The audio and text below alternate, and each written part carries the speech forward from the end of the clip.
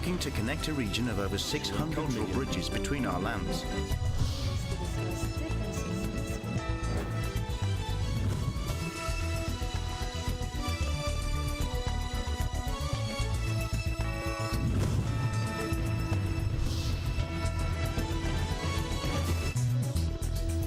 Good evening, I'm Alma Angeles. You're watching ASEAN in Focus on tonight's program. A search underway in the Philippines for a missing medical evacuation helicopter with 5 people on board.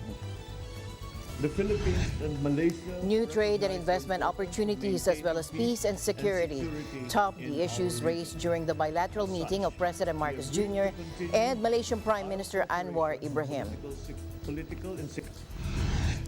President Marcos vowed to deliver justice for John Matthew Salilig, the 24-year-old chemical engineering student from Adamson University who allegedly died of hazing.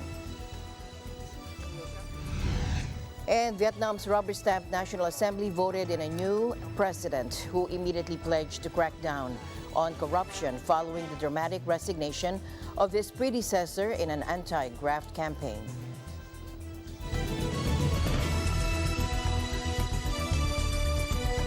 Authorities said a search is underway in the Philippines for a missing medical evacuation helicopter with 5 people on board. According to the Civil Aviation Authority of the Philippines, the aircraft was flying a patient from the remote Mangsi Islands to a hospital of the western island province of Palawan. Take a look.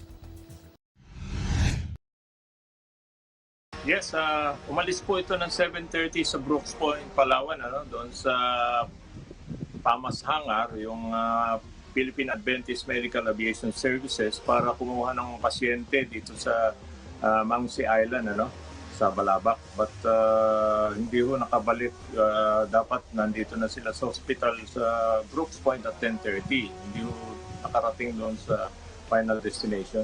Around 9:30 po ang huling communication nila by radio at yun nga po, nung hindi na sila reach doon sa communication line, nag-declare na tayo ng distress call at nag-deploy na po ng search and rescue team ang ating Philippine Coast Guard at Philippine Air Force. Kasi unang-una, compliant naman po yung nasabing helicopter dito sa CAAP rules and regulations at may airworthiness certificate. In fact, approve pa lang ho noon for them to magkaroon ng rescue mission dito sa Palawan. Since February 3 pa ho yan, hanggang 6 months po yung validity ng kanilang permit. Yes, kanina pong umaga, tinuloy po ating search and rescue by land and air. Sa baba po itong Philippine Coast Guard at sa taas naman po ay yung ating Philippine Air Force nag-deploy ng isang helicopter. Even yung Coast Guard doon, nagpalipad na rin ng kanilang air assets. CAAP said it took off Wednesday morning to Brooks Point Municipality but never arrived.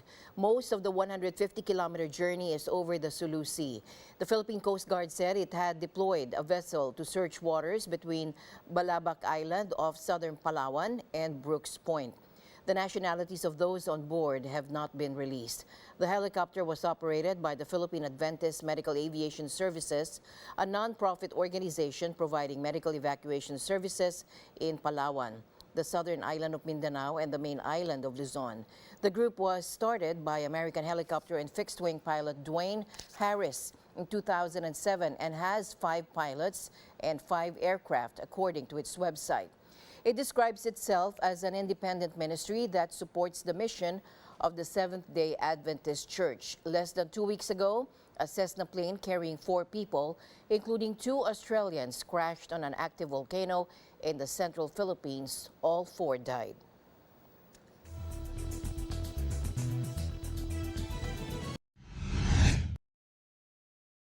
Justice Secretary Jesus Crispin Remulla is in Geneva, and he told the UN Human Rights Council that the Philippines will not tolerate unjustified external interference in its probe into alleged crimes committed during the anti-illegal drug campaign of the Duterte administration. In his speech at the UNHRC's 52nd session, Secretary Remulla asserted the country's sovereignty. Take a look. Under the leadership of President Ferdinand Marcos Jr., the Philippines reaffirms its solemn and continuing commitment to human rights and human dignity for all.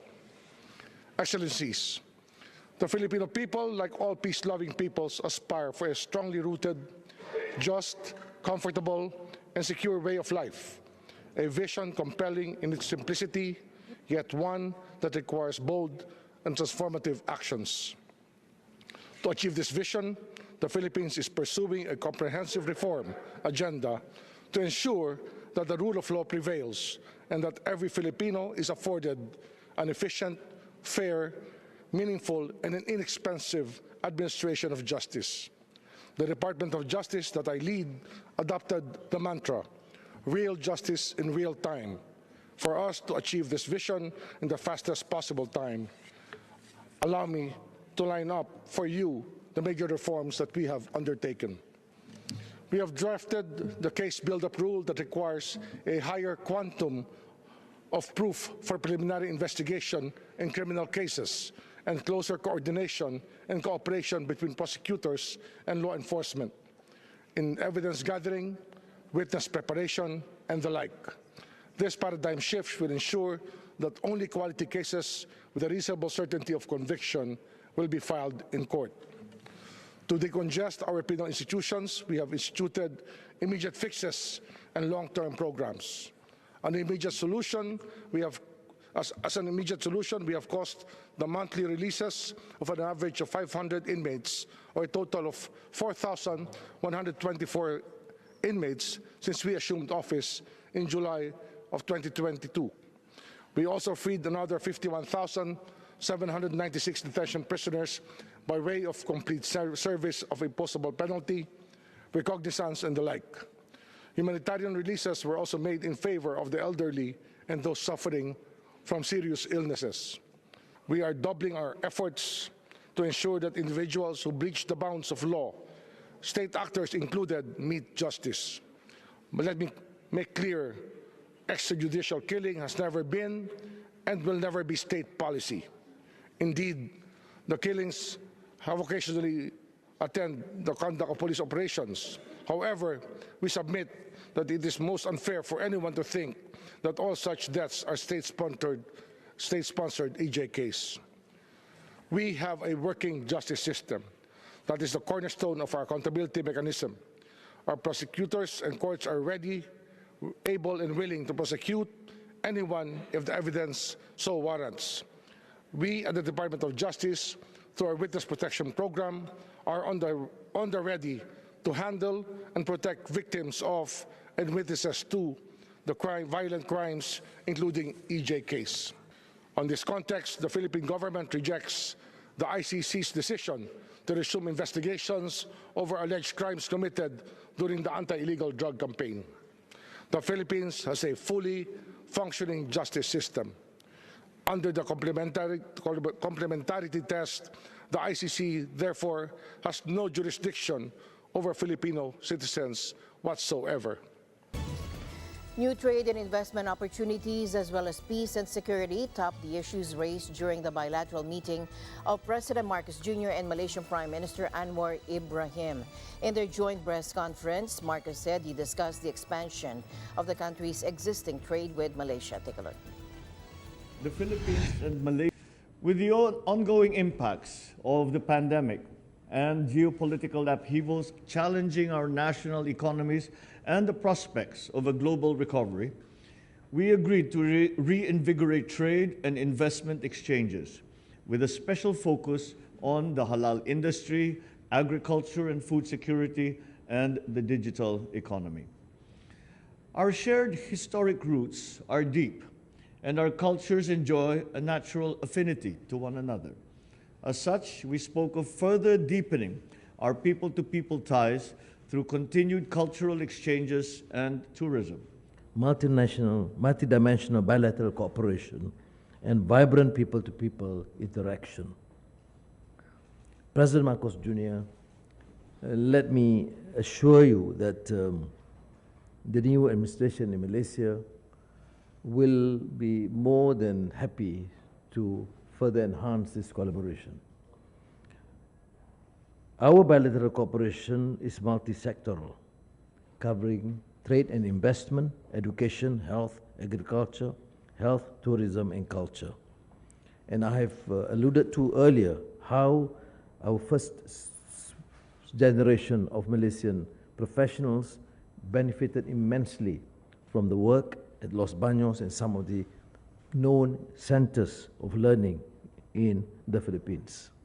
Our defense and security ties are also strong and growing. We share common borders and to an extent quite porous.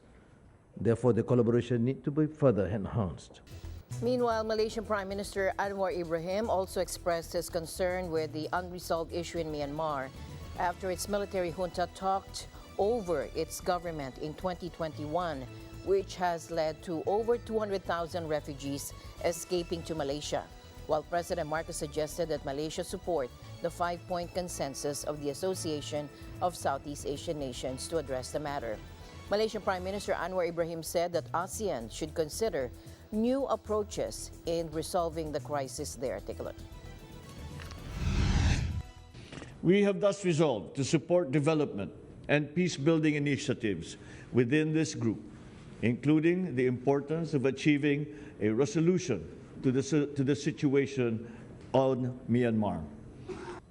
I did express my concern about the contentious, unresolved Myanmar issue, which is affecting Malaysia adversely due to the huge number of refugees, exceeding 200,000 people now in Malaysia. The President, in his wisdom, has reiterated the need for the 5-point consensus, but I would certainly suggest, with his experience and wisdom, to explore new areas, how the Myanmar junta can be persuaded to work and collaborate as a team within ASEAN and resolve the outstanding issues which cannot be considered as purely internal because it's affecting the security and welfare of the region. Prime Minister Anwar carried this same message on Myanmar when he visited Thailand last month and met with Prime Minister Prayut Chan-o-cha, a former military general. Now, the two leaders also talked about the South China Sea territorial dispute. China lays sweeping ownership claims over the strategic sea, including areas that Brunei, Malaysia, Philippines, and Vietnam regard as part of their respective territories. Again, let's listen in. We did discuss the South China Sea issue, and I shared President Marcos Jr.'s concern that due to the complexity and sensitivity of the issue, we should try and engage and take the position at the multilateral level between ASEAN so that we have a comprehensive approach and achieve an amicable resolution to this outstanding problem. ASEAN members Brunei, Cambodia, Indonesia, Malaysia, the Philippines, Singapore, Thailand, and Vietnam all have coastlines on the South China Sea. Taiwan, which Beijing claims is part of China, is also a claimant. China and the ASEAN signed the Declaration on the Conduct, an agreement on the South China Sea in November 2002, marking China's first acceptance of a multilateral agreement on the issue. China claims are based on its 9-dash line, which are purple dashes on official Chinese maps that represent Beijing's historical claims to the sea. However, in 2016, the Philippines won a case at the Permanent Court of Arbitration in The Hague that invalidated China's South China Sea expansion claims. Meanwhile, Prime Minister Anwar commended President Marcos for his great strides in sustaining peace in the autonomous region of Bangsamoro in the Philippines South. The Malaysian leader said his country will also continue to offer assistance to the Bangsamoro people through various capacity-building programs, including through the Malaysia Technical Cooperation Program. Again, let's listen in. We have recognized the great contribution that Malaysia has made to the peace process in southern Philippines. And we hope that this support that they have shown over the past few years will continue and will continue to contribute to the success of the peace process and the establishment of the Bangsamoro Autonomous Region. I therefore invited Malaysia to continue supporting the Philippine government's efforts to bring development and enhancement to the livelihoods of Mindanaoans. Now, the peace process in Mindanao, I must express again my profound thanks and gratitude. This has been a century-long contentious issues that invariably affect the region and in particular Malaysia too.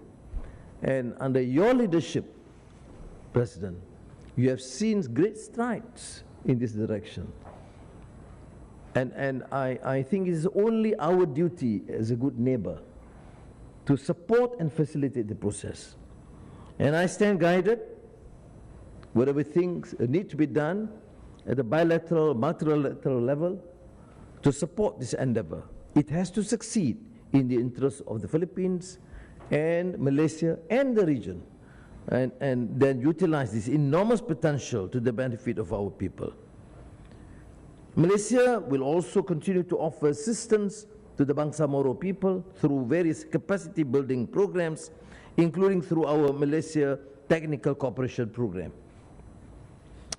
In my meeting with the President, I've asked the Philippines assistance and cooperation to expedite the documentation of nationals so that they can be repatriated to the Philippines in a timely manner. And I am pleased that the willingness.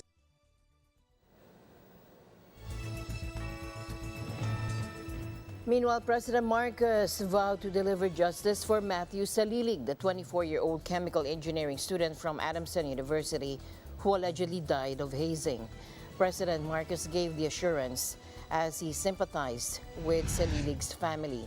I extend my sympathies to John Matthew Salilig's family during this extremely difficult time and assure them that justice will be served. This, he said in a Facebook post. President Marcos lamented that hazing rights continue in pursuit of brotherhood. He also said hazing is never an option as it only incites violence. Salilig was recently found dead in the city of Imus in Cavite province. Salilig, who had been reported missing since February 18, was found buried and decomposing at a pit in Imus on Tuesday. According to initial police investigation, Salilig attended the initiation rites of the Tau Gamma Phi fraternity in Laguna province before he went missing. RA 11053, or the anti-hazing law passed in 1995, regulates initiation rights and prohibits physical harm and violence against applicants. Meanwhile, police have identified 17 persons of interest in the killing. 7 of these individuals are under the custody of the Binyan City Police Station for investigation. A police search warrant has already been served in the house of one of the persons of interest. The Laguna Provincial Police Office, or PPO, said the father of the person of interest resisted the search warrant, prompting authorities to seek a warrant from the court. He also said the father tried to question the police's action, resulting in his arrest for obstruction of justice. A vehicle was confiscated and will be subjected to forensic examination. However, the wooden paddle allegedly used in the initiation rites has yet to be located. The person of interest wasn't at home during the serving of the warrant, but the mother said she hasn't talked to her son since the vehicle was returned to their house. In tonight's other news, Vietnam's rubber-stamped National Assembly voted in a new president today who immediately pledged to crack down on corruption following the dramatic resignation of his predecessor in an anti-graft campaign. The appointment of Vo Van Thuong comes during a period of political upheaval in Vietnam, where the all-powerful Communist Party's anti-graft purge and factional fighting have seen several ministers fired. Việc gì có lợi cho dân, ta phải hết sức làm. Việc gì hại đến dân, ta phải hết sức tránh.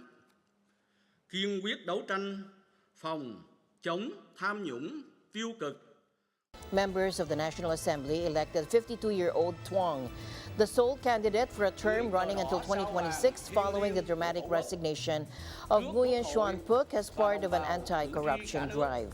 In his first statement as president, Tuong said he would be determined in the fight against corruption and negative phenomena. Authoritarian Vietnam is run by the party, which is officially led by the General Secretary, President, and Prime Minister. Tuong is seen as close to Secretary General Nguyen Phuong Trong, the most powerful man in the party and the architect of the anti-corruption campaign. The campaign has led to the arrest of dozens of officials. Now, the White House has set a deadline of 30 days for all federal agencies to uninstall TikTok from government-issued devices. Our North American correspondent, Jeff Sanidad, reports from Washington, D.C. The White House gave federal agencies 30 days to remove the TikTok app from all government-issued devices. This is in compliance with a ban ordered by the U.S. Congress. The memo went out on Monday. It calls on government agencies to remove and disallow installations of the app on agency-owned or operated IT devices. It also prohibits internet traffic from such devices to the popular social media platform. TikTok, poses a problem and an issue. And so we have concerns about that as it relates to Americans' data, collecting Americans' data, and the potential national security risk. And we've been very, very clear on that. What I can say is that the president has been very clear about his concerns with apps like TikTok.